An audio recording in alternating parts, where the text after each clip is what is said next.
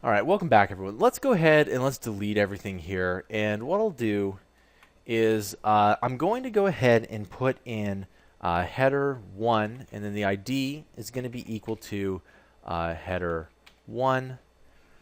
All right, and I'm just going to type in a word here, and you'll see what I'm going to do in a second. What we're going to talk about in this tutorial are fonts.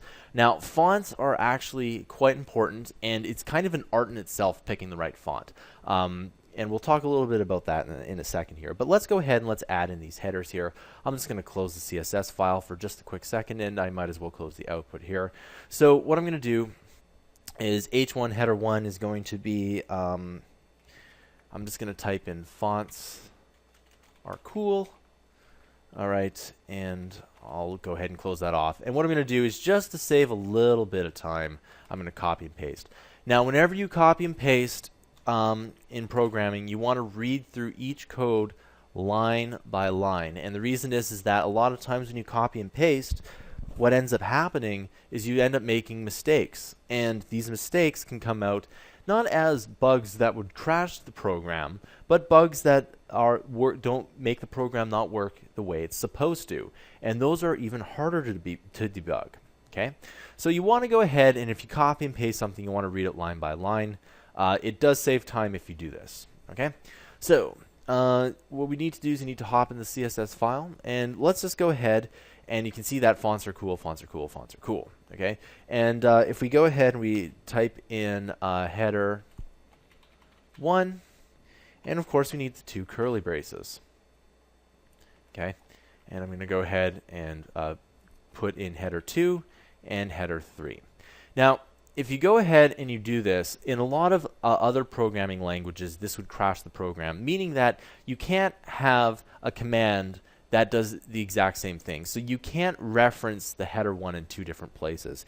CSS and HTML is a very programmer-friendly environment, meaning that you're not going to get some major errors. But if you were to code something in like C++ or C#, that would definitely throw up an exception. JavaScript is also much easier, and it kind of just mashes everything together. All right, so there are 3 different kinds of fonts here. When it comes to the CSS and web design. So let's go ahead and let's type in font family, and the current one is Times New Roman. Let's just go ahead and let's just type in something, Courier, and a semicolon. Okay, you can see that fonts are cool has now changed. Okay, and I'm just going to copy this over into the corresponding headers. And you can see that they all change, and this all works, and it's wonderful. Okay, I'm going to close the HTML here because we don't need it. All right.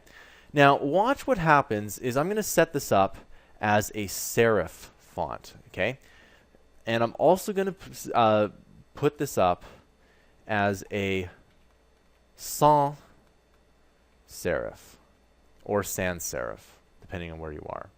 All right.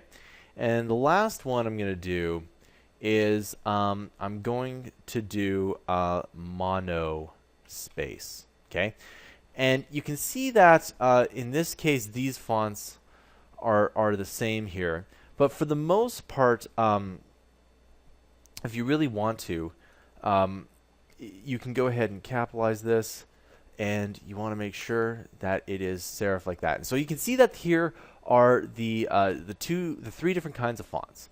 Now, let's take a small bit of time to look at each one of these here. So you see that it says fonts are cool, and fonts are cool. So for the most part, you can see that the serif fonts have little lines at the end of each of the extensions here. And this will vary from font to font. But let's just take a look at the F of all 3 fonts here. So the first font has little lines at the end of it, but the second font doesn't. Okay. You can see that the main difference is that the first one has these and the second one does not. Now, the monospace one means that all characters have the same width. Okay, and you'll notice that in the first one, it's not quite the same. The T is a little bit less than the S, but in the monospace, the T is the exact same width as the F. So monospace fonts are really good for if you want blocky type fonts. Okay, so So if you want blocky fonts, fonts that look very very even.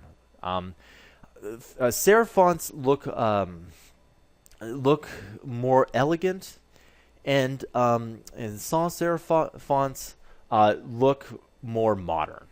That's essentially what it is. And if you're really into fonts, fonts are actually, they have this whole kind of backstory to them.